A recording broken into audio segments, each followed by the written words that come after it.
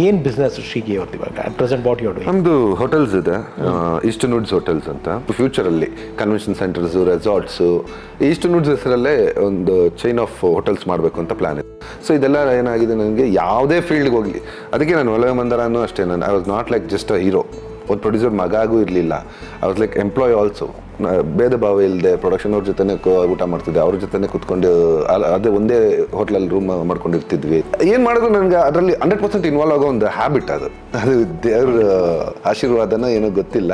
So ಒಳ್ಳೆ ಕತೆ ಬಂದರೆ ಡೆಫಿನೆಟಾಗಿ ನಾನು ಬರ್ತೀನಿ ಅಂತೇಳಿ ನಿಮ್ಮ ಈ 101 ನೆನಪು ಕಾರ್ಯಕ್ರಮದ ಮೂಲಕ ನನ್ನ ಎಲ್ಲ ಅಭಿಮಾನಿಗಳಿಗೆ ನಾನು ಇದನ್ನೊಂದು ಹೇಳೋದಕ್ಕೆ ಇಷ್ಟಪಡ್ತೀನಿ. ಇವತ್ತಿಗೂ ನನ್ನ ಮೇಲೆ ಇಷ್ಟೊಂದು ಅಭಿಮಾನ ಇಟ್ಕೊಂಡು ನನ್ನ ಇಂಟರ್ವ್ಯೂ ಮಾಡಿ ಅಂತ ರಘುರಾಮ್ ಸರ್ಗೆ ನೀವೆಲ್ಲ ರಿಕ್ವೆಸ್ಟ್ ಮಾಡ್ಕೊಂಡಿದ್ದಕ್ಕೆ ತುಂಬ ತುಂಬ ಥ್ಯಾಂಕ್ಸ್.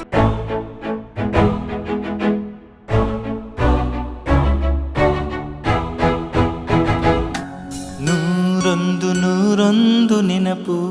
ಒಂದು ಬಿಸ್ನೆಸ್ಗೋಸ್ಕರನೇ ಈ ಗ್ಯಾಪ್ ತೊಗೊಂಡಿದ್ದು ಶ್ರೀಗಿ ಅವರು ಸಿನಿಮಾಯಿಂದ. ಈ ಒಂದು ಸ್ಮಾಲ್ ಗ್ಯಾಪ್ ಅಂತ ನಾವೇನು ಹೇಳ್ತೀವಿ, ಸ್ಟಾರ್ಟಿಂಗು ಒಂದು ಬಿಸ್ನೆಸ್ಗೆ ಅಂತ ತಗೊಂಡೆ.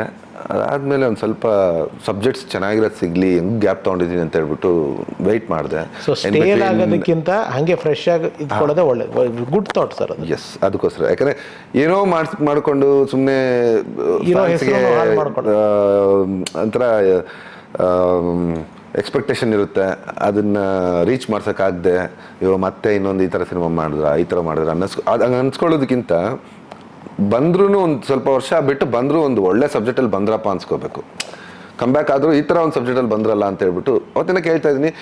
ಮೇ ಬಿ ಈ ಕೋವಿಡಿಂದನೂ ಇನ್ನೊಂದು 2 ವರ್ಷ ಡಿಲೇ ಆಯಿತು. ಬಿಕಾಸ್ ನಾನು ಆಲ್ಮೋಸ್ಟ್ ಒಂದು ಫೈನಲ್ ಆಗಿ ರೆಡಿ ಇತ್ತು, ಸಬ್ಜೆಕ್ಟು ಶೂಟ್ ಮಾಡೋಕ್ಕೆ ರೆಡಿ ಅಂತ ಹೇಳಿದಾಗ ಈ ಕೋವಿಡ್ ಅನ್ನೋದು ಸ್ಟಾರ್ಟ್ ಆಯಿತು. ಆ 2 ಇಯರ್ಸ್ ಎಲ್ಲ ನಿಮಗೆ ಗೊತ್ತು, 2 ಇಯರ್ಸ್ ಏನೂ ನಡೆದಿಲ್ಲ, ಯಾವ ಬಿಸ್ನೆಸ್ ಇಲ್ಲ, ಇಂಡಸ್ಟ್ರಿ ಇಲ್ಲ, ಏನೂ ಇಲ್ಲ. ಅಲ್ಲ, ಅದು ಇನ್ನೂ ಚೇತರಿಸ್ಕೊಳ್ತಾ ಇಲ್ಲ, ಅದರಿಂದ ಹೊಡ್ತಾ 2 ವರ್ಷದ ಇನ್ನೂ ಸುಧಾರಿಸ್ಕೊಳ್ತಾ ಇದ್ದೀವಿ. ಏನು ಬಿಸ್ನೆಸ್ ಶ್ರೀಗಿ ಅವ್ರದ್ದು ಇವಾಗ at present what you doing? ನಮ್ಮದು ಹೋಟೆಲ್ಸ್ ಇದೆ, ಈಸ್ಟರ್ನ್ ವುಡ್ಸ್ ಹೋಟೆಲ್ಸ್ ಅಂತ. ಅದು ಬಿಟ್ಟರೆ PGs ಒಂದಷ್ಟು ಇದೆ, ಒಂದು 350 ರೂಮ್ಸ್ ಸಮಥಿಂಗ್ ಅರೌಂಡ್ ಅಷ್ಟು ರೂಮ್ಸ್ದು ಸಪ್ರೇಟ್ PGಗಳಿದ್ದಾವೆ. ಸೊ ಇದೆಲ್ಲ ಏನಕ್ಕೆ ಅಂದರೆ ರಿಯಲ್ ಎಸ್ಟೇಟ್ ಅನ್ನೋದು ಹೆಂಗೆ ಅಂದರೆ, ನಿಮ್ಮ ಹತ್ರ ಎಷ್ಟು ಎಕರೆ ಲ್ಯಾಂಡ್ ಇಟ್ಕೊಂಡ್ರು ಸಡನ್ನಾಗಿ ಒಂದು ರಿಸೆಷನ್ ಅಂತ ಬಂದಾಗ ಅಷ್ಟು ಲ್ಯಾಂಡ್ ಕೂಡ ನಿಮಗೆ ₹1 ಪ್ರಯೋಜನ ಬರಲ್ಲ.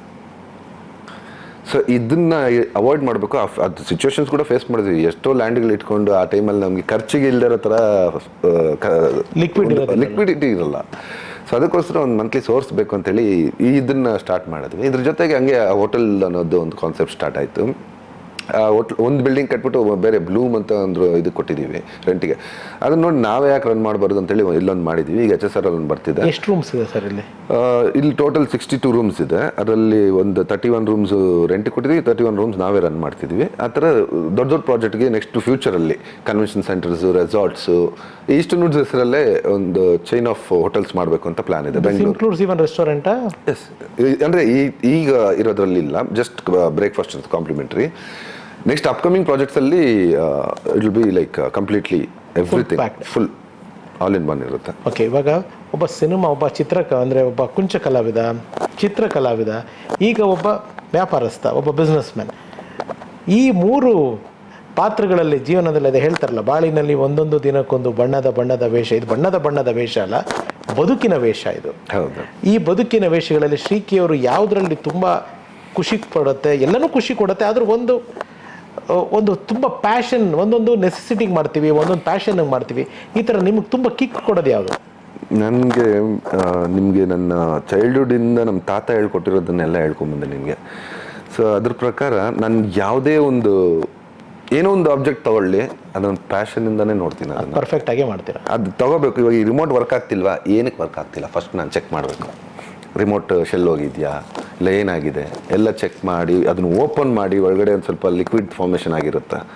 ಸೊ ಅದನ್ನು ಟಿಶ್ಯೂಲೆಲ್ಲ ಒರೆಸಿ ಮತ್ತೆ ಅದನ್ನು ಹಾಕಿ ಶೆಲ್ ಹಾಕಿ ಚೆಕ್ ಮಾಡ್ತೀನಿ ವರ್ಕ್ ಆಗಿಲ್ವಾ. ಅಷ್ಟು ಮಾಡಿದ್ಮೇಲೆ ವರ್ಕ್ ಆಗಿಲ್ಲ ಅಂದರೆ ಕಂಪ್ನಿಗೆ ಫೋನ್ ಮಾಡ್ತೀನಿ, ನೀವು ಕೊಟ್ಟಿರೋ ರಿಮೋಟ್ ಏನೋ ಆಗಿದೆ, ನನ್ನ ರೀಪ್ಲೇಸ್ಮೆಂಟ್ ಕೊಡಿ, ಇಲ್ಲ ಬೇರೆ ರಿಮೋಟ್ ಕಳಿಸಿ ಅಂತ. ಸೊ ಆ ಥರ ನಾನು ಏನು ಮಾಡಬೇಕಂದ್ರೂ 100% ಅಲ್ಲಿ ಇನ್ವಾಲ್ವ್ ಆಗ್ಬಿಡ್ತೀನಿ ನಾನು. ಸೊ ಅದೊಂದು ಚಿಕ್ಕ ವಯಸ್ಸಿಂದ ನಮ್ಮ ತಾತ ಕಲಿಸ್ಕೊಟ್ಟಿರೋದು, ಅಪ್ಪ ಇಂದ ನೋಡಿ ಕಲ್ತಿರೋದು. ಸೊ ಇದೆಲ್ಲ ಏನಾಗಿದೆ, ನನಗೆ ಯಾವುದೇ ಫೀಲ್ಡ್ಗೆ ಹೋಗಲಿ, ಅದಕ್ಕೆ ನಾನು ಒಲವೆ ಮಂದಾರನೂ ಅಷ್ಟೇ, ನಾನು I was not like just a hero. ಒಂದು ಪ್ರೊಡ್ಯೂಸರ್ ಮಗಾಗೂ ಇರಲಿಲ್ಲ, I was like employ also. ಎಲ್ಲರ ಜೊತೆನೂ ಇರ್ತದೆ, ಭೇದ ಭಾವ ಇಲ್ಲದೆ ಪ್ರೊಡಕ್ಷನ್ ಅವ್ರ ಜೊತೆನೇ ಊಟ ಮಾಡ್ತಿದ್ದೆ, ಅವ್ರ ಜೊತೆನೇ ಕುತ್ಕೊಂಡು ಅದೇ ಒಂದೇ ಹೋಟ್ಲಲ್ಲಿ ರೂಮ್ ಮಾಡ್ಕೊಂಡಿರ್ತಿದ್ವಿ. ಸೊ ಏನು ಮಾಡಿದ್ರು ನನಗೆ ಅದರಲ್ಲಿ 100% ಇನ್ವಾಲ್ವ್ ಆಗೋ ಒಂದು ಹ್ಯಾಬಿಟ್ ಅದು ದೇವ್ರ ಆಶೀರ್ವಾದನ ಏನೋ ಗೊತ್ತಿಲ್ಲ, ಅಲ್ಲಿ ಬಿ ಇನ್ವಾಲ್ವ್ ಕಂಪ್ಲೀಟ್ಲಿ ಅಷ್ಟೇ. ವಂಡರ್ಫುಲ್. ಈಗ ಫಾರ್ ಎಕ್ಸಾಂಪಲ್ ನಮ್ಮ ಮನೆ ಕನ್ಸ್ಟ್ರಕ್ಷನ್ ಮಾಡಿದಾಗ ಆಲ್ಮೋಸ್ಟ್ ಡಿಸೈನಿಂಗ್, ಇಂಟೀರಿಯರ್ಸ್ ಇದೆಲ್ಲ ಹೆಚ್ಚು ಕಡಿಮೆ 70 to 80% ನಾನು ಪ್ಲಾನ್ ಮಾಡಿದೆ. ಇವಾಗಲೇ ಹೇಳ್ತಿದ್ರಿ ಇಂಜಿನಿಯರ್ ಬರೀ ಸ್ಟ್ರಕ್ಚರಲ್ ಇಂಜಿನಿಯರ್. ಹೌದು, ಸ್ಟ್ರಕ್ಚರಲ್ ಇಂಜಿನಿಯರ್ ಬರೀ ಡಿಸೈನ್ ಇದು ಮಾತ್ರ ಕೊಟ್ಟರು, ಸ್ಟ್ರಕ್ಚರ್ ಡ್ರಾಯಿಂಗ್ಸ್, ಇಂಟೀರಿಯರ್ಸು ಹಾಲ್ ಹಿಂಗೆ ಬರಬೇಕು ಅಂತ ನಾನು ಅಪ್ಪ ಕೂತ್ಕೊಂಡು ಡಿಸ್ಕಸ್ ಮಾಡಿ ನಾವು ಪ್ಲಾನ್ ಮಾಡಿ ಒಂದಷ್ಟು ಇಮೇಜ್ಗಳು ನೋಡಿ ಈ ಥರ ಪ್ಲಾನ್ ಮಾಡಿದ್ವಿ. ಇದೇ ಥರ ನಮ್ಮ ಹೋಟ್ಲು ಬೇಕಾದ್ರೆ ನೀವು ಗೂಗಲಲ್ಲಿ ಚೆಕ್ ಮಾಡ್ಬೋದು, ಅದ್ರದ್ದು ಒಂದು ಪ್ಯಾಟರ್ನ್ ಇದೆ. So I want carry the same pattern. ಇಷ್ಟು ನೋಟ್ಸ್ ಎಲ್ಲೂ ಹೋದ್ರೂ ಸೇಮ್ ಪ್ಯಾಟರ್ನ್, ಯೂನಿಫಾರ್ಮಿಟಿ ಇರುತ್ತೆ. ಅದೇ ಸೇಮ್ ಕಲರ್ಸ್, ಸೇಮ್ ಲಾಬಿ, ಇದು ಎಲ್ಲ ಸೇಮ್ ಥರ ಇರುತ್ತೆ. ನೋಡಿದ ತಕ್ಷಣ ಓಕೆ ಇದು ಇಷ್ಟು ನೋಟ್ಸ್ ಈ ಬ್ರ್ಯಾಂಡ್ ಅಂತ ಗೊತ್ತಾಗುತ್ತೆ. ನೆಕ್ಸ್ಟ್ ಅದು EW ಹೋಟೆಲ್ಸ್ ಅಂತ ಮಾಡ್ಬಿಡ್ತೀವಿ. ಇಷ್ಟು ನೋಟ್ಸ್ ಅನ್ನೋದು ಪ್ರೊನೌನ್ಸ್ ಮಾಡೋಕ್ಕೆ ತುಂಬ ದೊಡ್ಡದು, ಅದು ಫುಲ್ ಫಾರ್ಮ್ ಅದೇ ಇರುತ್ತೆ, ಅದು ಬರೀ EW ಹೋಟೆಲ್ಸ್ ಅಂತ ಶಾರ್ಟ್ ಮಾಡ್ತೀವಿ. ಸೊ ಆ ಥರದ್ದು ಅದು ಏನೋ ದೇವ್ರದ್ದು ಒಂದು ಆಶೀರ್ವಾದ, ಆ ಥರ ಪ್ರತಿಯೊಂದರಲ್ಲೂ ಐ ವಿಲ್ ಬಿ ಇನ್ವಾಲ್ವ್ಡ್. ಇದನ್ನು ನಿಮಗೆ ತೋರಿಸಿದೆ. ಇದು ಮಾಡಬೇಕಂದ್ರೂ ಅಷ್ಟೇ, you can see each and every fold of the. It's crafted sir, it's crafted. It's not ಒಂದು ಬರೀ ನೀವು ಇದು ಮಾಡಿರೋದಲ್ಲ, ಸ್ಕೆಚ್ ಮಾಡೋದು. ಹೌದು, ಇಟ್ಸ್ ಕ್ರಾಫ್ಟೆಡ್. ಅದು ನೋಸ್ ಮೇಲೆ ಆ ಶೈನಿ ಇದು, ಆ ಲೈಟಿಂಗ್ಸ್ ಹೆಂಗ್ ಬೀಳ್ತಿದೆ, ಹಲ್ಲು. ಹೌದು, ನಾನು ಅದನ್ನೇ ಹೇಳಿದೆ. ಆಮೇಲೆ ಆ ಒಂದು ಕೂದಲು ಎದ್ದಿರೋದನ್ನು ಅದು ಅಷ್ಟು ಡೀಟೇಲಿಂಗ್ ಆಗಿ ಮಾಡಿದಿರ ನೀವಲ್ಲಿ. ಅವ್ನು ಚಿಕ್ಕ ವಯಸ್ಸಲ್ಲಿ ತುಂಬಾ ಚೆನ್ನಾಗಿತ್ತು ಅವ್ನ ಕೂದಲು, ಒಂಥರ ಸಿಲ್ಕಿ ಆಗಿ ಉದ್ದ ಎಲ್ಲ ಚೆನ್ನಾಗಿ. ಅದು ತಂದೆಯಿಂದ ಬಂದಿರೋದು ಸರ್. ಅದೊಂದು ಪ್ರಶ್ನೆ ಇವಾಗ ಫ್ಯಾನ್ಸ್ ಪರವಾಗಿ, ಯಾಕೆ ಕೂದಲು ಶಾರ್ಟ್ ಮಾಡ್ಬಿಟ್ಟಿದ್ದೀರಾ ಶ್ರೀಕಿ ಅವರು? ಕೂದಲು ಬೆಳೆಯುತ್ತೆ, ಸಿನಿಮಾ ಸಬ್ಜೆಕ್ಟ್ ಬರಲಿ, ಸಬ್ಜೆಕ್ಟಿಗೆ ತಕ್ಕನಂಗೆ ಹೇರ್ ಸ್ಟೈಲ್ ಮಾಡೋಣ ಅಂತ, ಮೋಲ್ಡ್ ಮಾಡ್ಕೊಳ್ಳೋಣ ಅಂತೇಳಿ. ಅಂದರೆ ರೆಗ್ಯುಲರ್ ವರ್ಕಲ್ಲಿ ಇರ್ತೀವಲ್ಲ, ಸೊ ತುಂಬ ಲಾಂಗ್ ಹೇರ್ ಮೇಂಟೈನ್ ಮಾಡೋಕ್ಕೆ ಕಷ್ಟ, ಅದಕ್ಕೋಸ್ಕರ ಶಾರ್ಟ್ ಮಾಡಿದೆ. ಎಸ್. ಶ್ರೀಕಿ ಅವರಿಗೆ ಪೊಲಿಟಿಕಲಿ ಏನಾದ್ರು ಇಂಟ್ರೆಸ್ಟ್ ಇದೆಯಾ? ಝೀರೋ. ಪೊಲಿಟಿಕಲಿ ಅಪ್ಪ ಎಷ್ಟು 100% ಇನ್ವಾಲ್ವ್ ಆಗಿದ್ದಾರೆ, ನಾನು ಅಷ್ಟೇ ಝೀರೋ. ಅಂದರೆ ಬ್ಯಾಕ್ ಎಂಡಲ್ಲಿ ಏನು ಬೇಕೋ ಅದೆಲ್ಲ ವರ್ಕ್ ಮಾಡ್ಕೊಂಡು ತಗೊಡ್ತೀನಿ, but politically I am not interested. ನನಗೆ ಬಿಸ್ನೆಸ್ ಇದ್ರ ಜೊತೆಗೆ ಒಳ್ಳೆ ಸಬ್ಜೆಕ್ಟ್ ಬಂದರೆ ಸಿನಿಮಾ ಬಿಟ್ಟರೆ ನಮ್ಮ ಫಾರ್ಮ್ ಇದೆ, ಅಲ್ಲಿ ಒಂದಷ್ಟು ವೆರೈಟಿ ಅನಿಮಲ್ಸ್. ಕಲೆ ಕೃಷಿ ಇಲ್ಲ ಭೂಮಿ ಕೃಷಿ ಇಲ್ಲ ವ್ಯಾಪಾರ ಕೃಷಿ ಅಷ್ಟೇ. ಸೂಪರ್. ಒಟ್ಟಲ್ಲಿ ರೈತ ಆಗಿರ್ಬೇಕಷ್ಟೇ. ಸೂಪರ್ ಸುರಿಸು, ಹೊಟ್ಟೆ ತುಂಬ ಊಟ ಮಾಡು, ನೆಮ್ಮದಿಯಾಗಿರು ಅಷ್ಟೇ. ಸೂಪರ್. ಈಗ ಹೇಗಿರುತ್ತೆ ಶ್ರೀಕಿ ಅವರ ದಿನಚರಿ? ನಿಮ್ಗೆ ಹೇಗೆ, what be your life style ಹೇಗಿರುತ್ತೆ? ನೀವು ಹಾಗೆ ಮೇಂಟೈನು ಮಾಡಿದ್ದೀರಾ, ಪರ್ಸ್ನಾಲಿಟಿ ಇನ್ನೂ ಗ್ಲಾಮರ್ ಆಗಿದ್ದೀರಾ? ಫ್ರಾಂಕ್ಲಿ ಹೇಳ್ಬೇಕಂದ್ರೆ ನಾನು ನಿಜವಾಗ್ಲೂ ಎಷ್ಟೋ ವರ್ಷ ಆಗ್ಬಿಟ್ಟಿದೆ, ನಾನು ಕೋವಿಡ್ ಆದಾಗಿಂದ ಜಿಮ್ ಮುಖನೇ ನೋಡಿಲ್ಲ. ಸೊ ಎಲ್ಲ ಹೇಳ್ತಾರೆ ಹಂಗೆ ಇದ್ದೀರಾ ಸರ್. ಹೌದು ಸರ್, ಅದು ನಿಜ. ಅದು ನಾನು ಸ್ವಲ್ಪ ಲೈಟಾಗಿ ಬಿಳಿ ಕೂದಲು ಕೂಡ ಬರ್ತಾ ಇದೆ, ನೋಡ ಇಲ್ಲೊಂದು ಬಂದಿದೆ ಅಂತ ತೋರಿಸ್ಬೇಕು ನಾನು. ಸೊ ಇದು ಮೊನ್ನೆ ಯಾರೋ ಒಬ್ಬರನ್ನ ಮೀಟ್ ಮಾಡಿದೆ. ಸರ್ ನಿಮ್ಮ ಮದುವೆ ಆಗಿದೆಯಾ ನಿಮಗೆ? ನಾನು 10 ವರ್ಷದ ಮಗ ಇದೆ, ನಮ್ಗೆ ಏನು ಕೇಳ್ತೀವಿ ಅಂದರೆ, ಅಲ್ಲ ಸರ್ ಒಲವೆ ಮಂದ್ರಲ್ಲಿ ಹೆಂಗೆ ನೋಡಿದ್ವಿ ಹಂಗೆ ಇದೀವಿ ಅಂತ. ಅದೇನೋ ಗೊತ್ತಿಲ್ಲ, ಅದೊಂದು ಗಿಫ್ಟ್ ಇರ್ಬೇಕು ನಮಗೆ, ಜೆನೆಟಿಕ್ ಗಿಫ್ಟ್ ಹೆಂಗೆ ಕಾಣಿಸುತ್ತಾರೆ. ಅಪ್ಪನೂ ಅಷ್ಟೇ, ಎಷ್ಟೊಂದು ಜನ, ನಾನು ಅಪ್ಪ ಒಲವೆ ಮಂದಾರ್ ಪ್ರೆಸ್ ರಿಲೀಸಲ್ಲಿ ನಿಂತ್ಕೊಂಡಿರ್ಬೇಕಾದ್ರೆ ಪ್ರೆಸ್ ಅವರು ಕೇಳ್ತಿದ್ರು, ಎಷ್ಟೊಂದು ಜನ ಆಡಿಯನ್ಸ್ ಕೇಳ್ತಿದ್ರು ನಿಮ್ಮ ಅಣ್ಣನ ಇವರು ಅಂತ ಹೇಳ್ಬಿಟ್ಟು ಅಪ್ಪನ.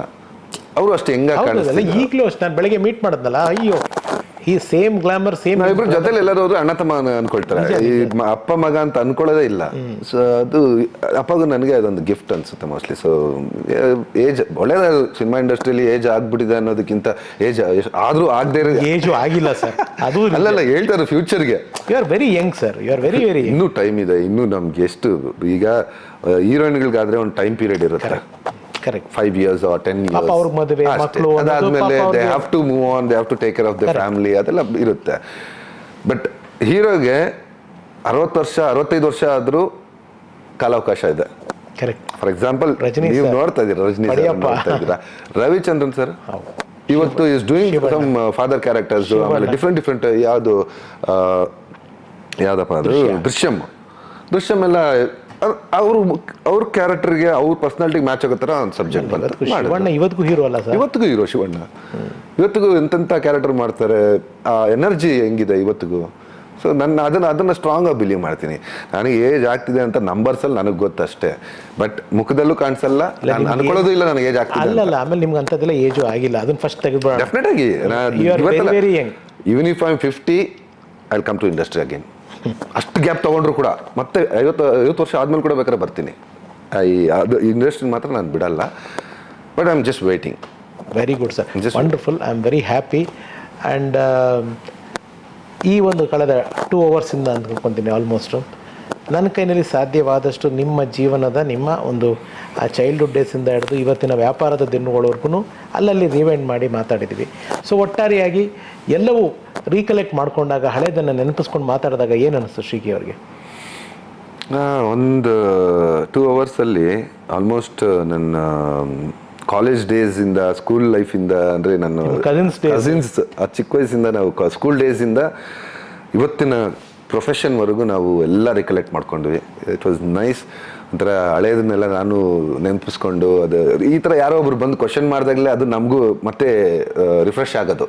ಮೆಮೊರೀಸ್ ಇರುತ್ತೆ, ಬಟ್ ಬೇರೆ ವರ್ಕ್ ಲೋಡಲ್ಲಿ ಏನಾಗ್ತದೆ, ನಾವು ಅದ್ರಲ್ಲಿ ಕಾನ್ಸಂಟ್ರೇಟ್ ಮಾಡಿ ಅಲ್ಲೇನೋ ಆಫೀಸಲ್ಲಿ ಏನೋ ಇದು ಹೋಗ್ತೀವಿ, ಅಲ್ಲಿ ಕೂತ್ಕೊಂಡು ಅಕೌಂಟ್ಸ್ ನೋಡ್ತೀವಿ, ಇಲ್ಲ ಬೇರೆ ಏನೋ ಒಂದು ಹೊಸ ಪ್ರಾಪರ್ಟಿದೇನೋ ಡೀಲ್ ಮಾತಾಡ್ತಾ ಇರ್ತೀವಿ. ಸೊ ಬಿಸ್ನೆಸ್ಸಲ್ಲೇ ಬ್ಯುಸಿ ಆಗಿರ್ತೀವಿ. ಈ ಥರ ಯಾರೋ ಒಬ್ರು ಕೇಳಿದಾಗ will go back to that golden days. Wonderful ಅಲ್ವಾ? ಆ ಗೋಲ್ಡನ್ ಡೇಸ್ನ it's always memory for not only for me, ಎಲ್ಲರಿಗೂ ಆ ಒಂದು ಚೈಲ್ಡ್ಹುಡ್ಗೆ ಒಂದ್ಸತಿ ಟ್ರಾವೆಲ್ ಮಾಡ್ಕೊಂಡು ಮತ್ತೆ ವಾಪಸ್ಸು ಜರ್ನಿನ ಕಮ್ ಬ್ಯಾಕ್ ಇಲ್ಲಿ ತನಕ ರಿವೈಂಡ್ ಮಾಡ್ಕೊಂಡು ನೋಡಿದ್ರೆ ಅವ್ರವ್ರ ಲೈಫಲ್ಲಿ ಅವ್ರವ್ರದ್ದೇ ಒಂದಷ್ಟು ಗೋಲ್ಡನ್ ಮೆಮರೀಸ್ ಇದೆ, ಅವ್ರವ್ರದ್ದೇ ಅಚೀವ್ಮೆಂಟ್ಸ್ ಇರುತ್ತೆ, ಅವ್ರವ್ರದ್ದೇ ಒಂದು ಹೋರಾಟದ ಹಾದಿ ಇದೆ. I accepted. It was wonderful talking to you ಅಂತ ನನಗೂ ಎಲ್ಲ ಅದೆಲ್ಲ ನೆನಪಾಯಿತು. ಆ್ಯಂಡ್ ಶ್ರೀಕಿ ಅವ್ರನ್ನ ಸಂದರ್ಶನ ಮಾಡಿ ಅಂತ ನಿಮ್ಮ ಅಭಿಮಾನಿಗಳು ಸಾಕಷ್ಟು ನನಗೆ ಮೆಸೇಜ್ ಮಾಡಿದರು.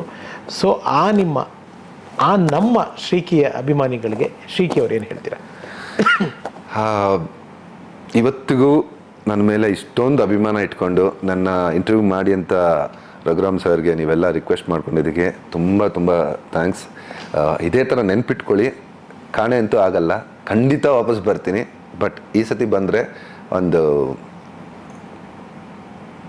Bright and star or brightest star ಅಂತಾರಲ್ಲ ಸ್ಕೈಯಲ್ಲಿ, ಆ ಥರ ನಿಮ್ಮೆಲ್ರಿಗೂ ಇಷ್ಟು ಸ್ಟಾರ್ಸ್ ಇದ್ದರೂ ನಾನು ಸಪ್ರೇಟಾಗಿ ಕಾಣಿಸೋ ಥರ ಬರ್ತೀನಿ. ಡೆಫಿನೆಟ್ ಆಗಿ I am waiting for the right subject. ನಿಮ್ಮೆಲ್ಲರ ಆಶೀರ್ವಾದ ಇದ್ದು ನನಗೆ ಒಳ್ಳೆ ಸಬ್ಜೆಕ್ಟ್ ಸಿಕ್ಕಿದೆ. ಆದಷ್ಟು ಬೇಗ ಸಿಲ್ವರ್ ಸ್ಕ್ರೀನ್ನಲ್ಲಿ ನಿಮ್ಮ ಮುಂದೆ ನಾನು ಬರ್ತೀನಿ. Thank you Sriki sir. ನನಗಂತೂ ನಿಮ್ಮ ಜೊತೆ ಮಾತಾಡಿದ್ದು ಫಸ್ಟ್ ಥಿಂಗ್ ಇದು ಇಂಟರ್ವ್ಯೂ ಥರ ಅಂತ ಅನಿಸಿಲ್ಲ. ಯಾರೋ ಇಬ್ಬರು ಫ್ರೆಂಡ್ಸು ಕುತ್ಕೊಂಡು ಹಳೆಯ ವಿಚಾರಗಳನ್ನೆಲ್ಲ ಒಟ್ಟಿಗೆ ಮಾತಾಡ್ತಿದ್ದಾರೆ ಅಂತ ಅನ್ನಿಸ್ತು. ನಿಮ್ಗೇನು ಅನ್ನಿಸ್ತು? ಡೆಫಿನೆಟ್ಲಿ ನನ್ನ ಕ್ಯಾಮ್ರಾ ಇರೋದೇ ಮರ್ತೋಗ್ಬಿಟ್ಟಿದ್ದೀನಿ. ಅದು ಎಡಿಟಿಂಗ್ ಮಾಡ್ಬೇಕಾದ್ರೆ ಅದು ಏನೇನು ಮಾತಾಡಿದ್ದೀನಿ ನೀವು ನೋಡಿದ್ರೆ ನಿಮ್ಗೆ ಗೊತ್ತಾಗೋದು. ನಾನು ಕ್ಯಾಮ್ರಾ ಇರೋದೇ ಮರ್ತೋಗ್ಬಿಟ್ಟಿದ್ದೀನಿ. ನಾನು ಜಸ್ಟ್ ಜನರಲ್ ಆಗಿ ನೀವು ಕೇಳ್ತಾ ಇದ್ದೀನಿ, ನಾನು ಮಾತಾಡ್ತೀನಿ, ನಾನು ಆ ಮೆಮರೀಸ್ಗೆ ಹೋಗ್ತಾ ಇದ್ದೀನಿ.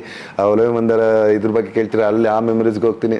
ಸೊ ಜಸ್ಟ್ ನಾವು ಸುಮ್ಮನೆ ಜನರಾಗಿ ಕುತ್ಕೊಂಡು ಏನೋ ಒಂದು ಶೇರ್ ಮಾಡ್ಕೊಳ್ಳೋ ಥರ ಒಂದು conversation. It was beautiful talking to you. And 101 ನೆನಪು ನಿಮ್ಮ ಕಾರ್ಯಕ್ರಮ ಯಶಸ್ವಿ ಆಗಲಿ. ಇನ್ನೂ ದೊಡ್ಡ ಸ್ಟಾರ್ಸ್ನ ನೀವು ಇಂಟರ್ವ್ಯೂ ಮಾಡಿ ಲೈಕ್ ಕಾಣೆ ಆಗಿರೋ ಅಂತ ಜನ ಅನ್ಕೊಂಡಿದ್ದಾರಲ್ಲ, ಅವ್ರು ಕಾಣೆ ಆಗಿಲ್ಲ ಅಂತ ತೋರಿಸಿ, ಅವರಲ್ಲೂ 101 ನೆನ್ಪಿಟ್ಕೊಂಡು ನಿಮಗೋಸ್ಕರ ಕಾಯ್ತಾ ಇದ್ದಾರೆ ಅಂತ ತೋರಿಸಿ. ಖಂಡಿತವಾಗ್ಲೂ it was very great and thankful to you. I am very very thankful sir. ಯಾಕೆಂದರೆ ಬಹುಶಃ ಇವತ್ತಿನ ಈ ಡಿಜಿಟಲ್ ಮಾಧ್ಯಮದಲ್ಲಿ ನಿಮ್ಮ ಫಸ್ಟ್ ಇಂಟರ್ವ್ಯೂ ಇದು. ಓಕೆ. ಯೂಟ್ಯೂಬಲ್ಲಿ ಎಲ್ಲೂ ಇಲ್ಲ ನಿಮ್ದು interview. This is the first time ನಮಗೆ ಆ ಆಪರ್ಚುನಿಟಿ ಕೊಟ್ಟಿದ್ದಕ್ಕೆ. And thank you Manjanna, thank you. ಇದು ಮಂಜಣ್ಣ ನಿಮ್ಮನ್ನು ಜ್ಞಾಪಿಸ್ಕೊಳ್ಳಬೇಕು, ನೀವಿಲ್ಲದೆ ಇದಾಗ್ತಾ ಇರಲಿಲ್ಲ. Thank you Manjanna. ಯಾವತ್ತು ಮನುಷ್ಯನಿಗೆ ಆ್ಯಟಿಟ್ಯೂಡ್ ಇರಲಿಲ್ಲ ಅಂದರೂ ಪರವಾಗಿಲ್ಲ ಅಂತೆ, ಗ್ರ್ಯಾಟಿಟ್ಯೂಡ್ ಅಂತೂ ಇರಲೇಬೇಕಂತೆ. ಸೊ ನನಗೆ ಯಾರೇ ಅತಿಥಿಗಳು ಫಿಕ್ಸ್ ಆದರೂ ಸರ್ ಅವ್ರನ್ನ ನೆನೆಸಿ ಅವ್ರದ್ದೊಂದು ಫೋಟೋ ಹಾಕಿ ಹೇಳೋದು ನನ್ನ ಒಂದು ವಾಡಿಕೆ. ಸೊ ಈ ನಿಟ್ಟಿನಲ್ಲಿ ನನ್ನ ಗೆಳೆಯ, ನನ್ನ ಆತ್ಮೀಯ ಸ್ನೇಹಿತ, ನನ್ನ ವೆಲ್ ವಿಷರ್, ಇಂಡಸ್ಟ್ರಿಯಲ್ಲಿ ಸಾಕಷ್ಟು ಜನಕ್ಕೆ ಒಳ್ಳೇದು ಮಾಡಿರುವಂಥ ಒಬ್ಬ ಒಳ್ಳೆ ಮನಸ್ಸಿನ ವ್ಯಕ್ತಿ ನಮ್ಮ ಮಂಜುನಾಥ್ ಸಂಜೀವ್. ಥ್ಯಾಂಕ್ ಯು ಮಂಜಣ್ಣ, ನಿನಗೂ ಥ್ಯಾಂಕ್ಸ್ ಹೇಳ್ತಾ ಇದ್ದೀನಿ. So thank you Sriki sir. Thank you so much. Manjanna phone ಮಾಡಿಲ್ಲ ಅಂದಿದ್ರೆ ಡೆಫಿನೆಟ್ಲಿ ನಾನು ಒಪ್ಕೊಳ್ತಾನೆ ಇರಲಿಲ್ಲ. ಬಿಕಾಸ್ ಸುಮಾರು ಜನ ಕಾಲ್ ಮಾಡ್ತಿದ್ರು ನನಗೆ, ಸುಮಾರು ಜನ ಕೇಳ್ತಿದ್ರು ನಿಮ್ದೊಂದು ಇಂಟರ್ವ್ಯೂ ಮಾಡ್ತೀವಿ ಅಂತ. ಬಟ್ ನನಗೆ ಸುಮ್ಮನೆ ಒಂದು ಇಂಟರ್ವ್ಯೂ ಮಾಡಿಕೊಂಡು ನನ್ನ ಫ್ಯಾನ್ಸ್ ಮುಂದೆ ಬಂದು ಹಿಂಗೆ ಎಲ್ಲೋ ಕಾಣೆ ಆಗಿದ್ದಾರೆ ಅದು ಇದು ಅನ್ನೋ ಥರ ಟೈಟಲ್ ಹಾಕೊಂಡಿದ್ವಾ, ಈ ಥರದ್ದು ಇಷ್ಟ ಇಲ್ಲ. ನಿಮ್ಮ ಕಾನ್ಸೆಪ್ಟ್ ನಂಗೆ ತುಂಬ ಇಷ್ಟ ಆಯಿತು. ಆ್ಯಂಡ್ ಮೋರೋವರ್ ಮಂಜಣ್ಣ ಫೋನ್ ಮಾಡಿಲ್ಲ ಅಂದಿದ್ರೆ ಡೆಫಿನೆಟಾಗಿ ನಾನು ಇಂಟರ್ವ್ಯೂಗೆ ಒಪ್ಕೊಳ್ತಾ ಇರಲಿಲ್ಲ.